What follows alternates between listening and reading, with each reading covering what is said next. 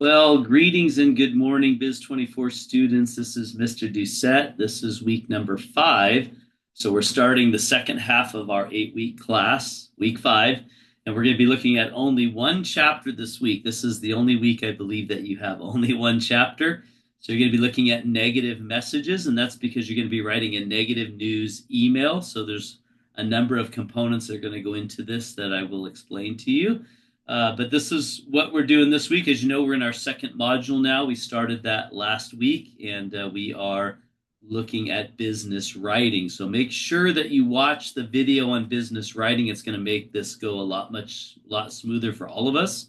And just so you know, I usually give you about a week to get in there and look at other students' presentations when it comes to your individual presentation.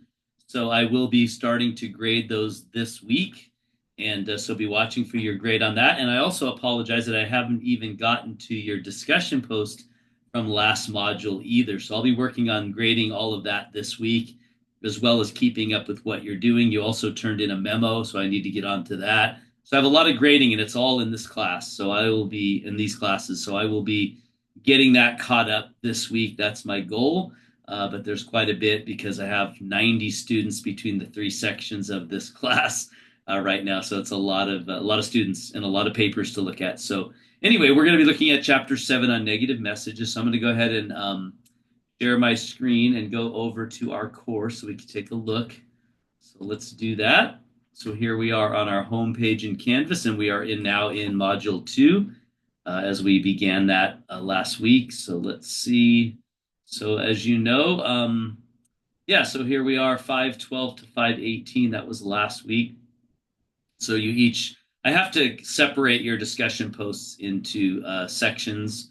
So each section you had your assignment on that, and that this was starting your new one on business writing. So I believe if you select that, there is a link in the assignment to the business writing video right here, Zoom session on business writing. Make sure you watch that. That's the most critical.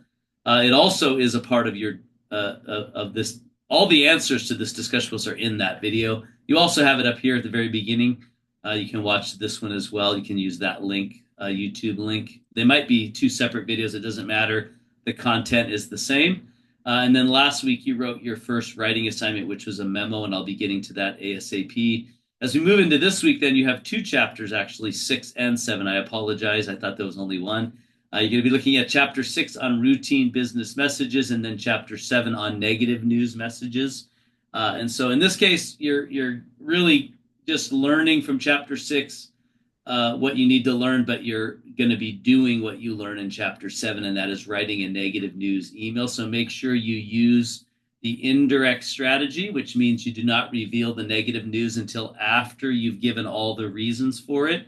And you're always going to start with a buffer. We'll talk about that in chapter 7. Then you follow the buffer with all the reasons for the negative news, and then you give the negative news thirdly, and then you give a courteous close. So I'll be looking for that in your writing assignment, that you followed that format. Not only that, I'm going to be looking, did you format it like an email? So in the email assignment, I do provide a good email sample. If you go all the way to the bottom, there's a good email, and it tells you exactly what a good email shall have, including a full signature block down here. It has name, phone number, extension, email address. All that must be included.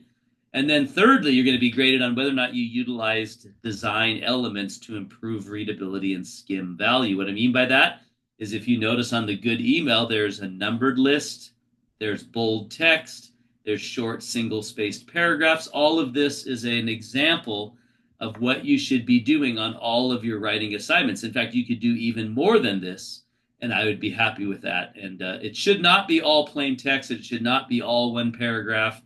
And that's the kind of stuff that will get you a low score. So if you watch the business writing video and you look at the samples provided here for the good email, and you make your email look similar to this, you'll get a decent grade as long as you follow the indirect strategy for a negative news message. So that's what you're going to be working on. And then you have your second exam. Now, this exam has no fill-in questions. It's all multiple choice, so you should be able to get your answer right away once you've completed the exam.